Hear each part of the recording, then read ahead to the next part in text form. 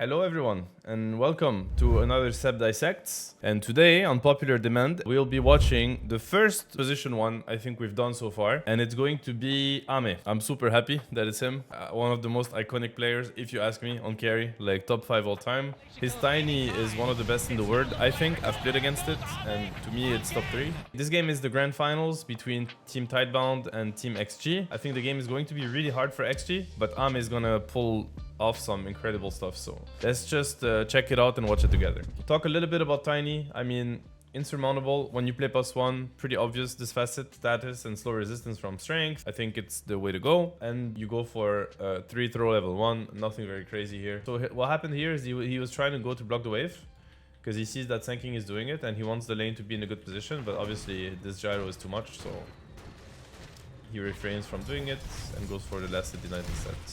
It's gonna be a game of trading and farming anyway. Radiant are pushing the lane, so it's gonna be about getting the last hits. It should be a pretty good lane for Tiny. I don't think he's gonna have a lot of problems here. Both heroes, Senking and Tiny, just want to play to maximize, so focusing on last hits, making sure he doesn't miss them. Good deny. So Tiny Avalanche is a really strong spell. That's something you need to keep in mind. If you look at the value, like 100 damage for 95 mana is very good, especially given the fact that it's AoE. It's decent cooldown too. So this is a spell you want to use as much as you can on the lane. Don't stay full mana with Tiny. Spam your mana. You know, he missed here, but it's okay. Use it to get last hits and to harass the enemies at the same time. It's the best way to do it, guys. This mana pool is a lot. It's like with the mana regen, you actually have like, you know, 4, maybe 5 avalanches. With the sticks, even more than that. So don't be afraid of running out of mana on Tiny. You can use your mana as much as you want. What makes Tiny such a good laner is the fact that he has really high HP pull and therefore also high HP regen. So when you lane against Tiny, it's quite annoying because it feels like it's hard to kill him. You don't have enough damage. Harassing him also sucks because he has a lot of HP regen and he outlasts you. So it's very rough to lane versus Tiny. In my opinion, it's one of the strongest laners of the patch right now on +1. If you're looking for strong laners, Tiny is your go-to. It's almost impossible to beat him on lane, in my opinion. And he does billion damage. Like if you trade with him, like all his attacks plus avalanche is gonna do like 500 or 600 damage. So it's way too much. So as you can see, he's playing up. Like if you think about it, look at this Tiny. He has 1.5k HP. He has magic wand, 2 lotuses. Like this hero literally has like 2k plus damage, like HP right now. It's almost impossible for the Radiant heroes to kill him. And he also has a stun to protect himself. So with Tiny, you want to push your lane as much as you can. You know, keep forcing the lane into the enemy tower and keep defending your own safe lane tower. You want to use, in Dota, you always want to use your strength. And right now, this hero strength is his absurd HP pool. So it is really cool that Ame is being offensive on the lane as he's doing right now. Shoving the lane in their face, pushing it really fast, and going to maximize. He's going Echo Saber. Voidstone first is also pretty good. You already have enough HP. And he's connecting for the rune. Very nice angle. He does a lot of damage. Secures the kill for his monkey. Very smooth. It gave Senking 1 big camp. Actually, he didn't even have time to farm it. All good. Back to the lane. Keeps maximizing. And now he gets an upgraded Lotus. That is also one of the benefits of like being able to lane. Imagine 400 HP plus, you know, 15 times 15. So that's another, what, 225. So 650 roughly plus this. Like this guy is actually sitting at 2.2k HP, like 2.4k HP. It's absolutely crazy. Like if you compare, Pango has 900 HP, guys, and Tiny has 2.4k right now. Imagine the difference. Imagine how much effort it's going to take to kill him. For Radiant, it's a big, you know, pain in the asses. Like how do we kick this guy from top? And it's allowing him to be top on net worth. It's also forcing the Senking to just keep showing, because now Senking has Blink, for instance. Like the Senking has Blink. He wants to be active, but what he sees is this. Like they just keep seeing this. And this is super annoying. Look at this. And that only comes from what Ame is doing here. If he was going deeper here or worse here, because in theory, if they bring 5 heroes on him, he could die. But he's using the info that he sees on the map. He's also maybe using, you know, the fact that his teammates can TP and help him, etc, etc, etc. It might not... I am emphasizing on this a lot because to you it might not seem like a lot, but trust me, in high-level Dota, this is a lot of impact, what he's doing right now. Now he has a read that they're gonna gank him. I don't know what he saw. I mean, Pango is missing from mid. Are they ganking him? No, they're not ganking him. He just had this read, so he's going like deeper. You know, better safe than sorry. He is playing in a way where he is afraid now. Back to the lane. They are ganking him as he expected. So, you know, he actually had the correct read, but got baited. Like, his teammates were closer, so he felt safe. He actually guessed it. But sometimes you get baited by your teammates. I think is what happened. Like, they were close, so he's like, yeah, maybe we can fight. But he had an insane read earlier when we saw him back off, right? Because they were actually getting ready to kill him. Anyways, so he's gonna go Manta. To me, Manta is a very greedy build. It's a farming build. Because he cannot really enter fights with the Manta. Like, he's gonna get chain stunned by Pango, by Sanking. But it's going to allow him to scout for himself on the map. Obviously, the movement speed, the stats. It's gonna make it easier for 2 or 3 heroes to gank him, if that makes sense. Like, if he gets attacked by Silencer or Pango Diffu, or he can dodge the homing missile, like, there's a lot of spells. He can dispel the Sanking slow. So, to me, this is a build where he wants to keep scaling and keep farming and make it harder for them to stop him, if that makes sense. But he's not gonna join 5-on-5s, as you can see. He doesn't plan to. And it's correct. I think the best Tiny players... So to me, as if I had to sum up Tiny, it's like, right now Tiny is a hero where your laning phase is super strong. You're one of the strongest laners in the game. You're always gonna have... If you play correct, you're always gonna have a good game. But the difference between good Tiny players and the best Tiny players is that best Tiny players are only going to enter the game when they can. And when it's good. With this hero, if you start fighting when you're weak and when you're not when it's not good for you to fight, either because of your items or because of the state of the game, you just ruin your game and you will lose. But if you enter the game at the right time and you start winning it, this hero will take everything.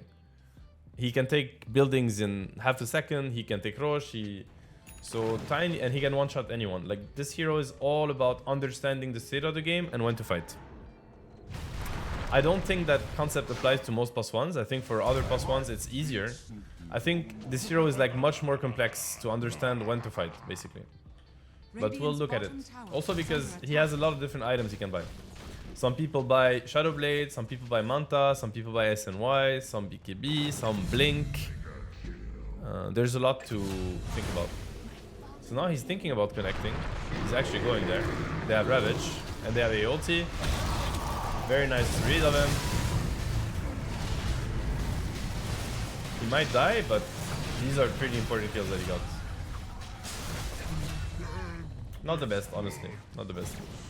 He probably regrets that he joined this fight. Let's keep forward. Goes back to farming. Obviously, Yasha is amazing to farm. Tiny is amazing at clearing stacks for obvious reasons. He's gonna buy the shard now. It's your farming mechanism. Now the rising starts. We can look at the gold. He's 8.6. If he's left alone, the farm is gonna skyrocket. Goes back to the riverside to farm. He's not gonna join until BKB, so this is a little bit of a farm fest, but it's okay. He needs to keep checking. He never bothers joining his team because he knows that right now his job is to become strong at the right time. Let's see his perspective, actually. I think it's interesting to check if he's watching the fights, how much he's watching the fights. Because to me, this is like the mark of a really good carry player. Yeah, he's always looking. These are the good carry players. You do not need to put your camera on the creeps that you're farming, guys. Check the state of the game. Check your allies. Check your enemies. It's gonna help you read the game properly, which is the main asset of a good carry player, essentially. Really strong Tiny timings are every one of his ulti levels. Like, as you can see, he gets like 55 damage on ulti, which is absolutely massive. The bonus damage on 3 toss also matters a lot, 5 armor, and the level 20. Plus 63 grab base damage is absurd. Tiny becomes a monster when he's level 20. This is really what you want to keep in. Like, level 20 Tiny is just something else. So obviously it comes late, and in a lot of games they will try to stop you before that. But really respect this timing. It's one of the best ones on the hero. Synchronize your item timings with your level timings, guys. It's really important. So that you can use the timing as soon as it appears. Because as you can see, the game is really, really hard right now. His team is losing 7k gold. The game is on him, literally. The entire game is on his shoulders right now. And he's playing versus a hero that is quite good against him. Like Ursa is considered a good counter to Tiny. Because he cuts through your HP. He doesn't care. They go on him, he has the BKB. He's very patient with it. He did not click it, and it turned out it was a solo sanking. Gets a free kill on it. Very nice. Checks the fight, sanking is dead. He wants to connect. Ursa used BKB, it's a good connection. Let's see what happens. He wants to go on Ursa. Missed the avalanche a little bit. Dies once on Aegis. Turns back right away to help his team. That is also something that I want to talk about. In Dota, always, almost always, I'm gonna say 9 times out of 10, favor helping your team and keeping your formation. That is a concept we've talked about in other dissects. If you've missed it, too bad. But protect your formation rather than chasing heroes. It is always better to keep playing together and keep playing as a team rather than chasing for kills. Unless it's a really important kill and you know 100% you're getting it.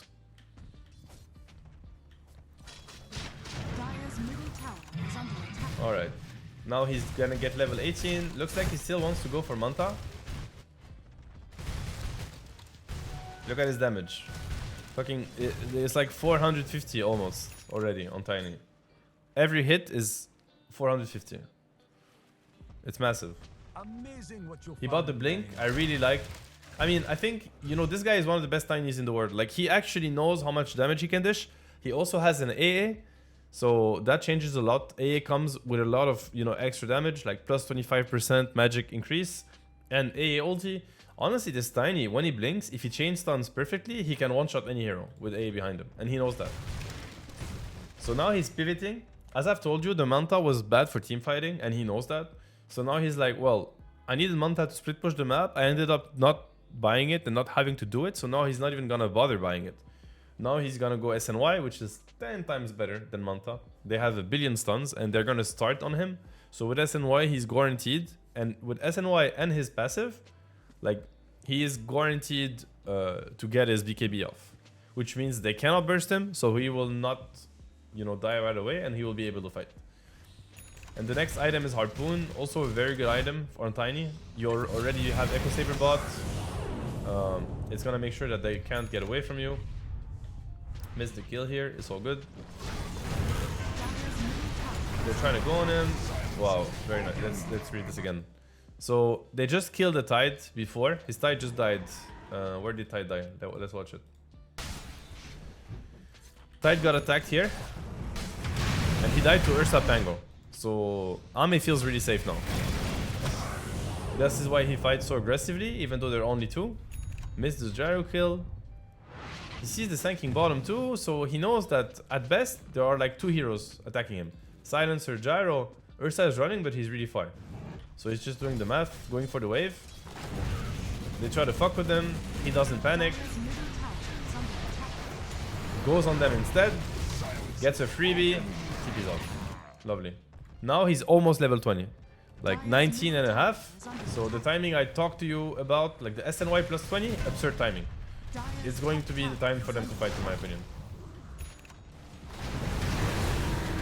Level 20 is ready. He doesn't have BKB, so he needs to be a little bit safe. Let's go back to his camera now. He's playing under Division of the Ward. It's really safe. And this is the beauty of Tiny Blink. I mean, this kill would not happen. Ursa has BKB, by the way. Look at this. Perfect chain stun, one shot. And level 20 plus Blink. Like, this is what a good Tiny player does, actually. Like, he just understands the strength of his hero, and he knows that he can one-shot this Ursa 100-0 with the help of his teammates. He also have Wind Ranger that does the billion damage on the jump, so amazing play by Ame. And now he's playing aggressive, going for towers. Now, if they can get the next Roche, which actually might spawn soon, they will just win the game. Carrying the whole team on his back by playing the macro game perfectly. Radiant's bottom tower is He bought Harpoon and now he goes full damage. So basically this Tiny now, especially when he gets the Daedalus or the crit, is just gonna be able to one-shot any hero alone. Absolute menace for Radiant. And now they smoke. Level 20 timing. I mean, now he's 22 because he won fights, but one thing to mention also, if you play with Tiny, always check the runes, guys. Tiny is, with Morphling, I think, are the two most broken DD rune carriers. Obviously, the other runes are great on him too. Haste is amazing. Arcane is amazing. But if you get a DD, you might just win the game. From a game that's really hard, even if you're losing 20k, I don't care. You might just win. So always check runes with Tiny. Whether you're playing Tiny or you have Tiny on your team. They're playing safe. Both teams are trying to attack each other's. These guys are smoked, but they don't know that. So they're just holding the triangle together. Very nice angle that he takes. He's trying to break smokes, basically. Down there, up here. Monkey goes on the wave. This guy might get jumped. He will get jumped, most likely. Let's see Ame's react. He's pinging. He's like, watch out, guys. I think they're here. Perfect. Insta jump from the tide. Good global. So Ame cannot follow up yet. Very patient, as you can see. He's trying to find his target. Finds the first one. Boom. Doesn't get the burst, unfortunately. Kiting the roll. Tango went too far. Ame knows that. It's a bad fight. They're buying. Right. So looks like the fight is going to end now. So what happened in this fight? He actually did very little damage on the gyro. He believed he could kill him.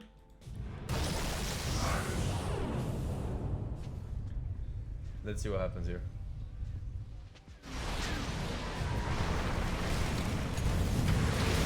Gale guard.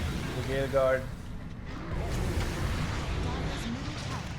Yeah, Ursa has a counter to Tiny. So whenever Tiny is in a position where Ursa is on top of him, he needs to chill. And he needs to disengage. It's really important. So that gives Radiant the Aegis. For his build, vision is really important because he's playing with Blink Dagger, so he cannot afford a bad jump. Alright, let's watch this again. They have a really good ups. They want to jump on it. He's getting ready. A ulti, double, triple ravage. Absolutely amazing. Followed up by Tiny. He's silenced. Doesn't press the BKB early this time, which is good.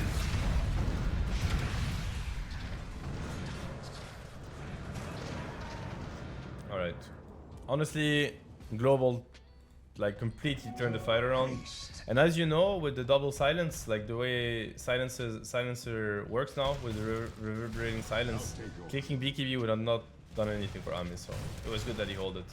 All you need with this hero is to win one fight. You win one fight, you win the game. Okay, let's play this again. They smoke because Aegis ran out, but enemies are smoked too. Let's see how he plays this one. It's gonna get really unlucky. He gets revealed right away. No, his blink was on cooldown, so he cannot jump. They go on him. He kites with BKB. He has absurd status resistance, guys. He has 43% status resistance, so this guy doesn't care. Disengage. They clicked Ursa BKB. Pengo clicked Thrall. They still have Ravage, so they could fight right now. They have everything. Radiant used everything, and Dire actually did hold on a lot of spells. I do want to say Tiny might be a good hero if you play versus Sanking, guys. If you don't know how to deal with Sanking. First of all, he beats him on the lane, and you have just too much HP to care about the Sanking Ags. So, if you're struggling versus boss 3 Sanking, Tiny might be a good answer for you. Look at the damage. Sanking gets absolutely one-shotted. Disappeared. Okay, Tiny 25, 2 toss charges. It's obviously great because it allows you to stun them for a longer amount of time. And giving the damage that you deal, look at this. He deals 700 damage without crits. So, wow, they're going on tide. They fail. This is going to be a great fight for XG. Let's watch Ame. He's very patient. Uses the cover of the tree. And now he's going to chase. Swift Blink, Harpoon. He got him back. He's a little bit deep. He has no BKB. Sanking ball back. It's cringe now. He's strong. Alright. It was too deep. And for some reason his team didn't follow up. I don't really know why. Tide is low. Oh, the global silence is ruining everything for them. Yeah. Global is just such a strong spell. So that was a feed. But it's hard for enemies to push. They have no BKBs. They use them in the fight. Let's wait for Mr. Amit to come back. Insta smoke. Okay, Sanking no buyback. If he can get this skill, it's absolutely amazing. He's gonna jump. Fucked up a bit.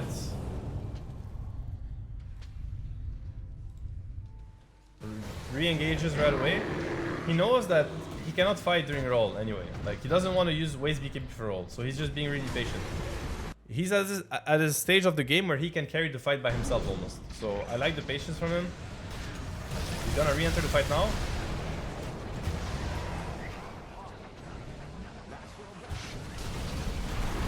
Gets the harpoon. Kills everybody. Too much damage.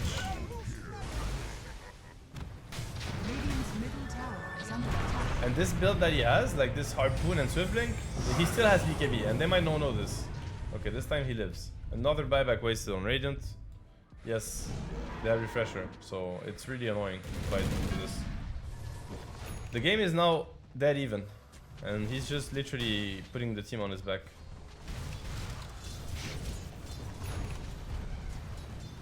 It's all about the Rosh. Both teams want the Rosh. It's alive in the Rosh pit, in the top pit, sorry.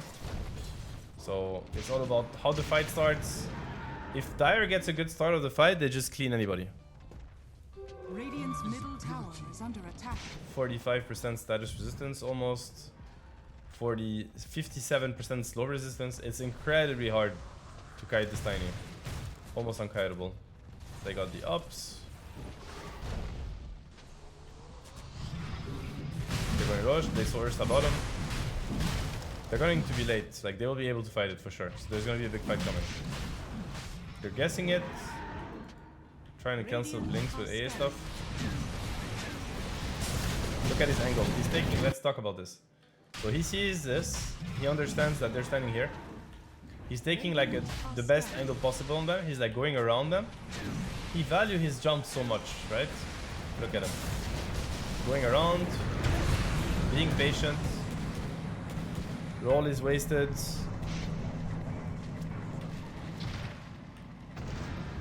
Patience. First I didn't click BKB, but they use roll. He doesn't want to use BKB for roll. He will buy if the fight happens. They're just baiting them into the pit. They're like, if they go for the pit, we kill them. Radiant's top tower is under attack.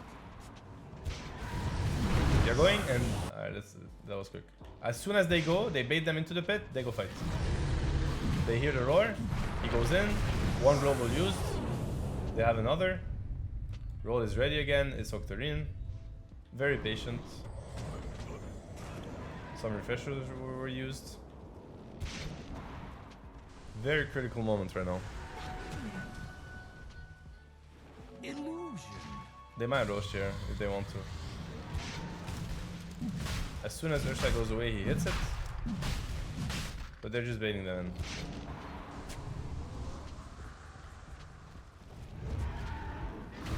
Smoke. Alright, let's see what happens. They have Illus, so they get vision from the Illus. And they probably want to use it. They smoke after the Illu, which is pretty smart. They see the Ursa. He didn't get him, unfortunately. Guy's back with the BKB. That is the last roll, I believe, right? Repositions himself always. And he's gonna wait for the proper jump. Let's watch the vision. A lot of patience by him. No more globals. Doesn't get kited by the roll. He's looking. Finishes this guy off.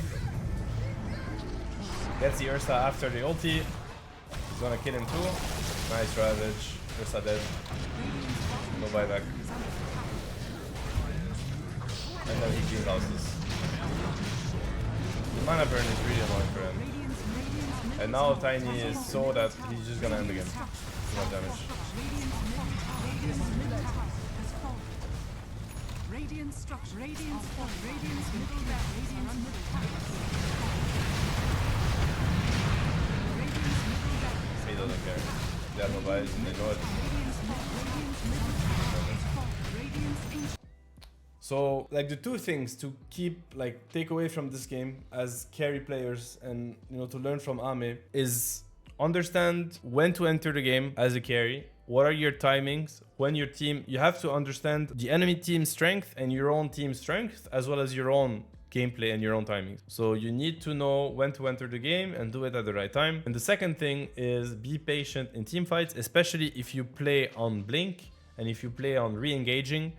Just accept what you can't deal with. When Pango clicks roll, he understands, like, the fight's going to happen. Pango's gonna roll, there's going to be a global, he's just chilling. What else can he do? His team can't help him, they're silenced, they're stunned.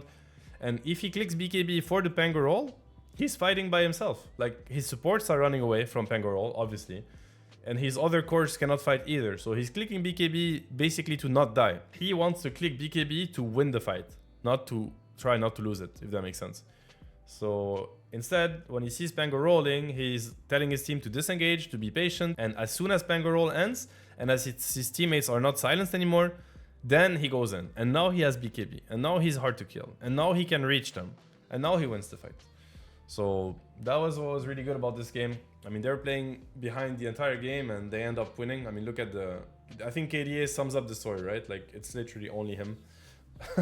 Like, doing some heavy lifting. I think Tide played amazing, but it was mostly Ame. Thanks for watching. Hope you enjoyed the dissect.